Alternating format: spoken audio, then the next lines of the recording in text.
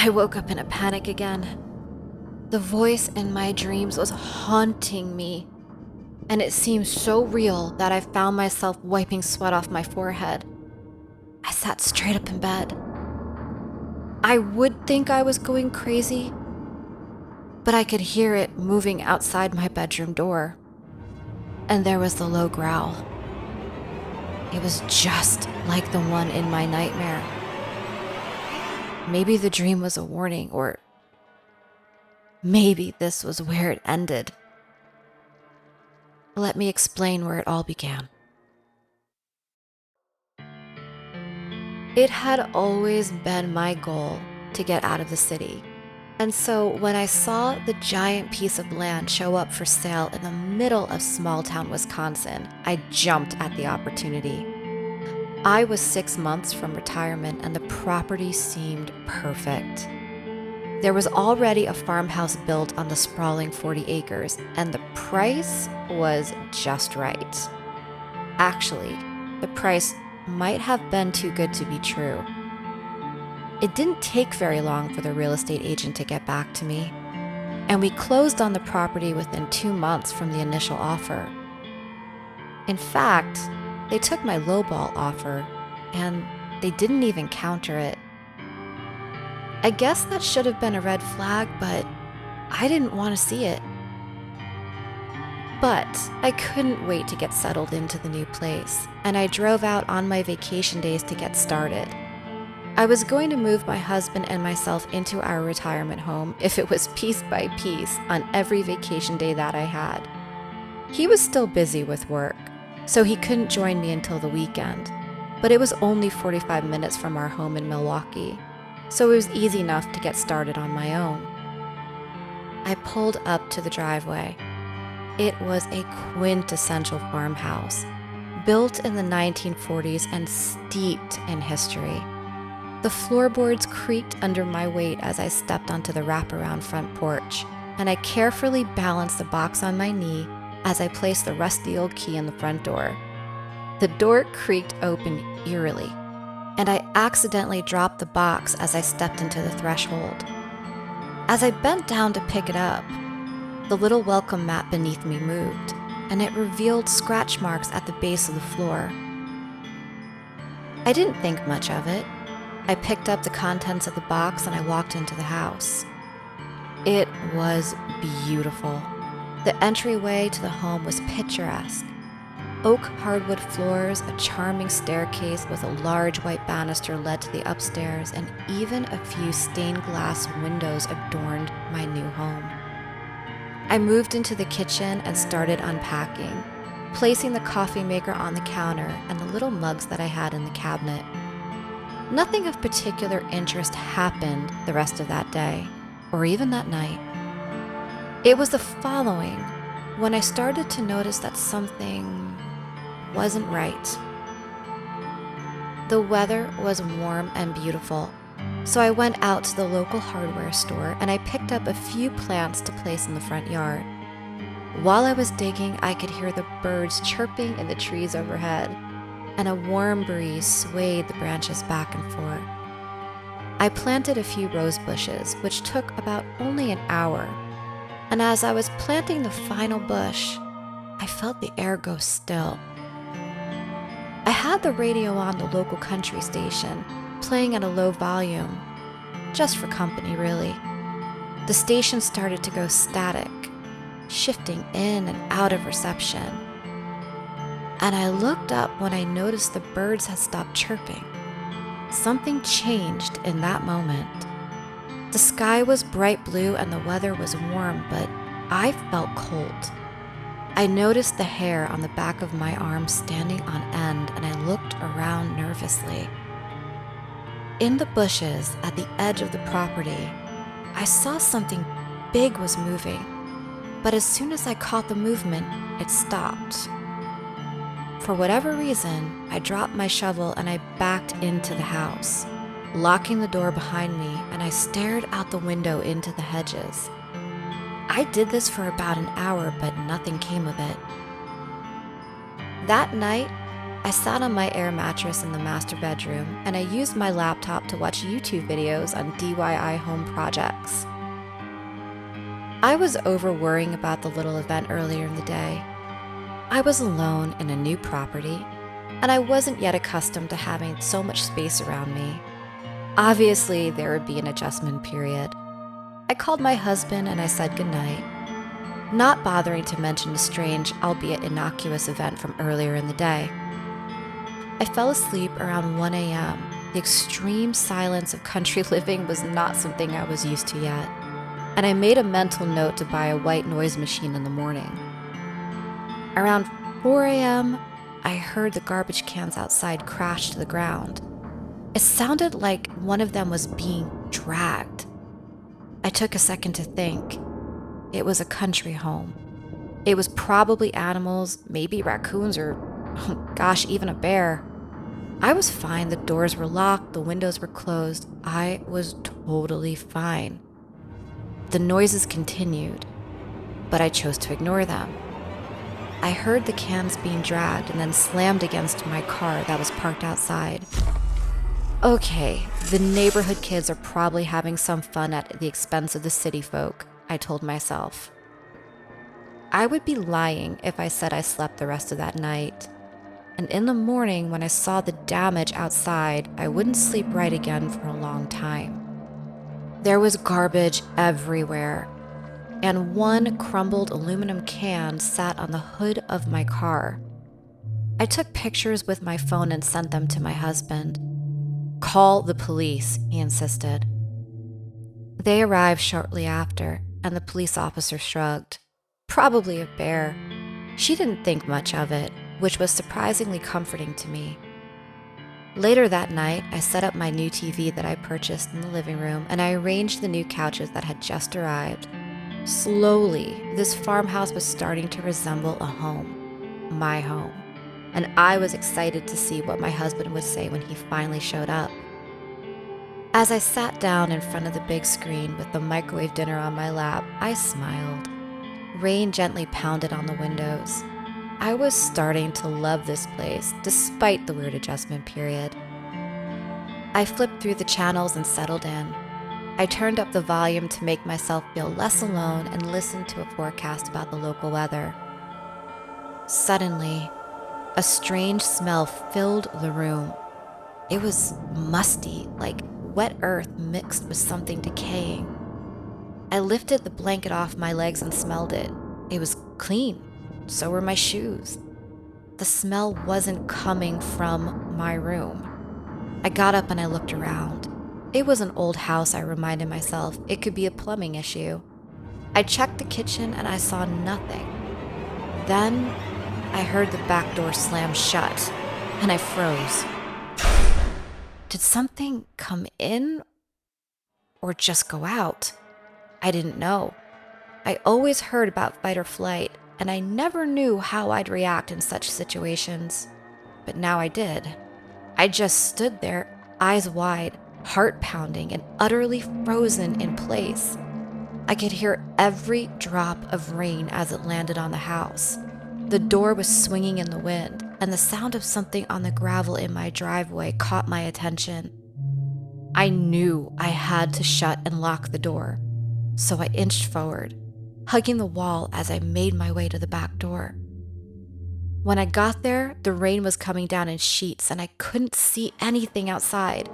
I slammed the door shut against the wind and locked it. With my hand still on the doorknob, I heard and felt something slam heavy against the door, and I screamed and I leapt backwards. My eyes were hyper-focused on the doorknob, and I was expecting it to rattle like it did in every horror movie, but it didn't. I moved back into the kitchen and I noticed mud on the tile floor. I had washed the floors just a day ago and I had not been outside since it started raining. My hands were shaking. I reached into my pocket and dialed 911.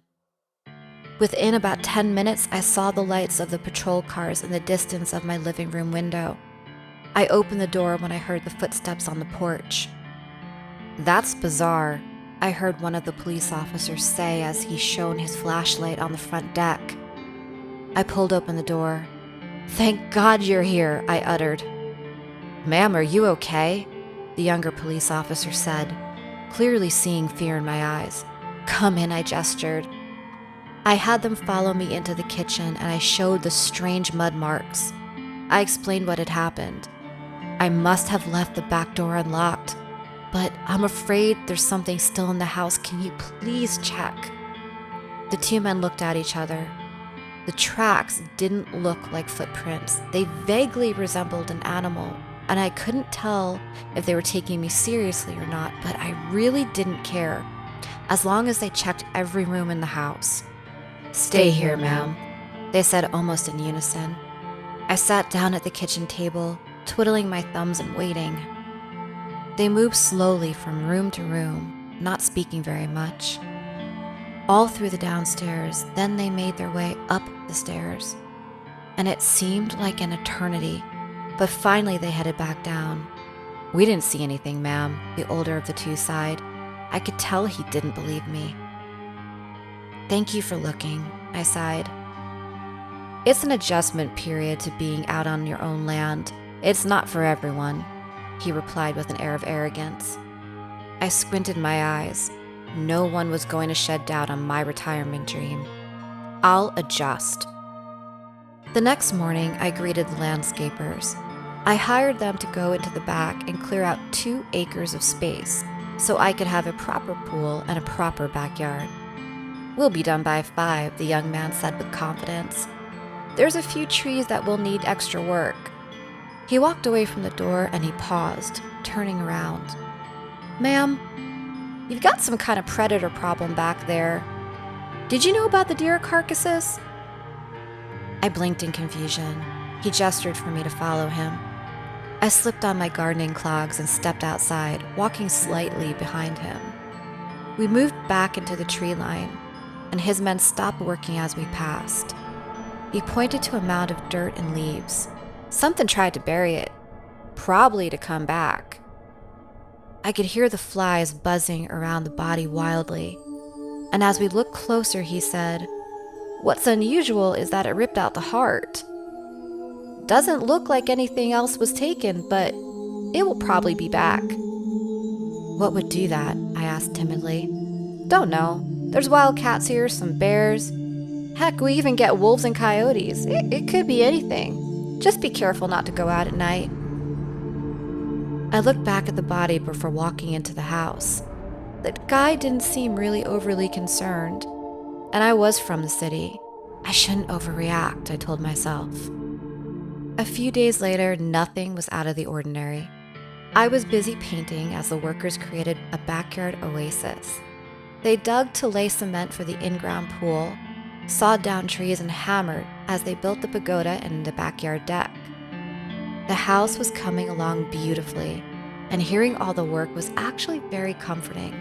The men sat out on the front porch having their lunch as I painted the door bright red. "Hey, you might want these," one said, holding out a cardboard box with a bunch of dirty, covered crosses that rattled as he jutted the box under my nose. It looked like a pile of junk. "We always find stuff when we start digging, but if you don't want them, I'll take them home for my kids. They love when I bring them treasure." I peered into the box, and he was right. It definitely looked like a pile of junk. "I hope your kids love the treasure," I smiled. And he did too, and he walked the box to his old pickup truck. My husband showed up the next day and fell completely in love with the property. When I told him about the deer, he actually got excited, and he set up a deer stand, and then he went to the store and bought game cameras. "It's like a little adventure. I bet it's a bear," I heard him say with wide eyes. My husband was the outgoing one of the two of us, and within a day, he had all the neighbors over for a barbecue. They were all farm folk, very down to earth and very kind. And I started to feel a sense of community, and all of my concerns started fading away. I heard him mention the deer issue on our property, and it turned out that he had found more than one carcass. But he didn't tell me because he didn't want to scare me. "I found 2 more, but closer to the main drive than the house," he told a few of the men. I saw them give each other a sideways glance. Then they asked to see the bodies, and then they all walked off. The wives shifted uncomfortably, but smiled at me. Am I missing something? I asked. It's nothing, laughed the blonde nervously. Just local legends for very bored people with overactive imaginations. I pressed for more information, but I could tell my guests were growing very uncomfortable. The men walked back from the field, all with serious expressions, and they nodded to their wives. Very soon, everyone left. What was that about? I cleaned up the dishes as my husband carried the empty plates into the house. We found some tracks. I think it's a local predator, but I have to tell you, I wasn't expecting such down-to-earth people to come up with such wild, freaking theories. What were their theories? I asked with a little bit of anxiety. He dismissed my question. Just baloney. We ended up arguing that night, but as much as I pressed, he wouldn't tell me anything further. The next day, he worked in the yard, a rifle close at his side, and I decided to go to town. I did a little light shopping, and finally, as the sun was beginning to set, I headed home. As I reached the long stretch of road known as Bray Road, I sighed. It really was a beautiful place, and I was happy here, even with the rocky start. The radio began to get staticky, and I instinctually turned the volume down. But it was like the car resisted, and instead the sound grew stronger and louder. Something caught my attention a little ways off. It was on the side of the road, and a feeling overtook me. I felt dread, and I slowed down. As I started to come up to the blurry figure on the side of the road, I felt my heart begin to race. It looked like a giant, dark gray wolf was leaning over a dead deer. But as I found myself coming to a stop to get a better look, the animal froze, and it turned. Standing up on its hind legs, it shifted to face me. Its face resembled a German shepherd, but his eyes were deep amber. I stifled a scream, but then it happened. There was a voice. Whether it was through the radio or in my head, I don't know, but it was gruff and low and menacing. You're feeble. I could snap you like a twig if I chose. I felt my eyes water. I watched it lunge toward the car, and I screamed and I slammed on the gas. I looked in the rearview mirror, but it was completely gone. I raced home, wiping tears from my eyes, but the voice was haunting me. This was impossible. I rushed into the house to tell my husband what I had seen, but his car was gone. I locked all the doors and windows. When the doorbell rang, I nearly jumped out of my skin. It was my neighbor, Nicole. Hey, she smiled warmly. But her expression faded when she saw my face. What's wrong? I didn't want to tell her. I couldn't tell her. She would think I was crazy. Oh, I just watched a scary movie. I tried to laugh it off. She pushed her way into the house, a box of cookies in hand. I made these to say thank you for having us over. I took the box from her and we moved into the living room. You know, the menfolk have been talking about your deer problem. That caught my attention. Why is that? Is that normal? Is this not normal? I could tell she wanted to say something but didn't know where to start. I decided to get to the point. I have experienced really strange things since I've been here, I blurted out. She leaned in, almost like she was about to whisper.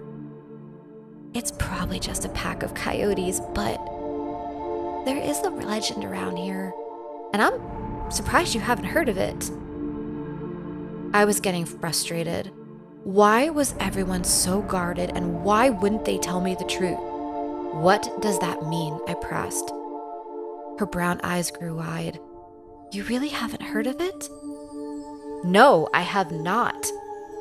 She shifted and laughed uncomfortably. You know, you'll think I'm crazy. You should just Google the area and see what you come up with. She stood to go. You really can't tell me? I almost snapped. You'll understand when you do your own digging. She paused. Speaking of digging, this house is, very safe. Just respect all the work that has been placed here and keep it that way. I wouldn't move too much around. I went to ask her more questions, but she rushed out the door, and I watched as my husband's SUV pulled up. He stepped out with a box full of salt licks. What are you doing? Baiting, he replied as he rushed past me into the backyard. I followed frantically. You aren't going to bring that thing closer to the house, are you? He looked over his shoulder at me as he walked into the woods. I want to catch it. It's probably a lone coyote. It's not! I shrieked. My words echoed through the field. He stopped and turned around. Since when did you become prone to overreacting? I felt my heart pounding in my chest. I was frustrated now. He was throwing it in my face. One time in my life, I had a nervous breakdown and he would never let me live it down. And now my sanity was going to be questioned. I could feel it. I could feel that he was questioning me again. And I retreated. I'm just worried about you.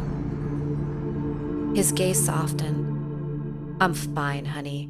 I'm actually having fun. It's like I have a little adventure to capture a werebeast, he laughed jokingly. What did you say? I accidentally whispered out loud. Luckily, he didn't hear me. I'll make some dinner. I shook it off and he nodded and smiled. I'll be careful. He stayed the rest of the weekend, obsessively checking the trail cameras and trying to lure the animal in, but nothing worked. He left Monday morning for work and planned on coming back on Friday. I can check the trail cams from my phone. No wild parties or I'll know about it, he joked as he got in his SUV. I smiled and waved. As soon as he left, I rushed to my computer. I put the browser incognito mode, and I started to search. To my dismay, it didn't take long before Elkhorn and Bray Road brought up so many search results that I was overwhelmed. Account after account of a werewolf had plagued the area for over 50 years and maybe longer. I looked at the screen in dismay. I didn't want to believe any of this, except that I had seen it myself, and I had heard it. Other people had experiences as well, and they were pretty similar to mine. The only saving grace was that there were no accounts of anybody being physically harmed by the creature. At least none were reported. I stayed up most of the night combing through reports and speculations. Some said the creature was the product of a priest who did exorcisms on a young boy. Some said it was a curse on the land by Native American tribes. And some said it was just a feral dog that had grown unique adaptations. Around 2 a.m., I went to bed. I tried to sleep, and as my eyelids became heavy, a sickening thought jerked me awake. My neighbor's words played on repeat in my head. Speaking of digging, this house is safe. Just respect all the work that has been put in place here to keep it that way.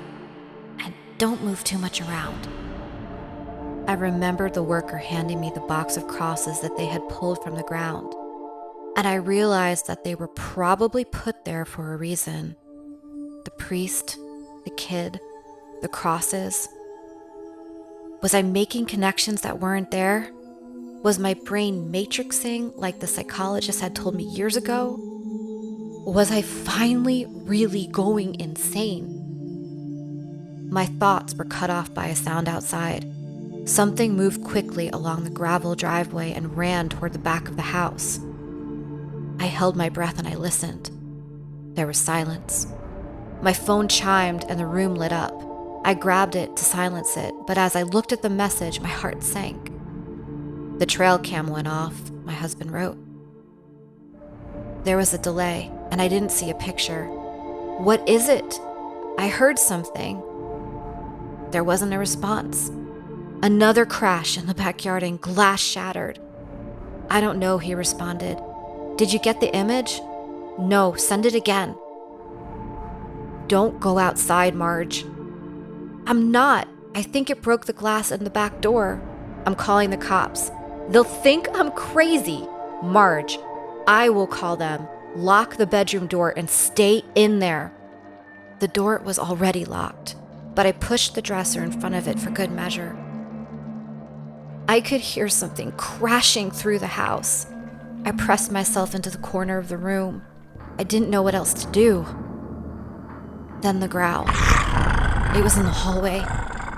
I could hear claws clinking on the hardwood floor as it paced outside my door. I can sense your fear. I heard a deep voice hiss. It growled as it tried to turn the doorknob. Tears streamed down my face. I didn't reply. I heard the beast slam against the door and the dresser rattled, but then it stopped. I could hear the clacking of his claws moving back down the stairway. It was retreating. Something must have scared it. Maybe the police had arrived, I thought. I didn't get up. I stayed in place. Then I heard car doors open, and I sighed with relief. I heard the men move up the driveway. My phone chimed, and the picture came through, and I couldn't stop myself from screaming as I saw the image. The same image I had seen on the side of the road. I covered my mouth and I turned to look out the window for the police officers, but there, in the window frame, glowed amber eyes. I went to scream again, but it was too late. I woke up in the hospital, certain that I had somehow survived an attack. My husband said they took me away babbling, and the doctor said that I came in catatonic. The cops say it was a bear, but I will never forget that voice. I know what I saw, and I surely know what I heard. I moved far away from people and far away from bears. We ended up having to sell the property. But sometimes, whether the moon is full or not, I hear howls in the distance, and my blood runs cold. He's out there somewhere, and I know that if he ever finds me, much like I remember the sound of his voice, he will recognize the scent of my fear.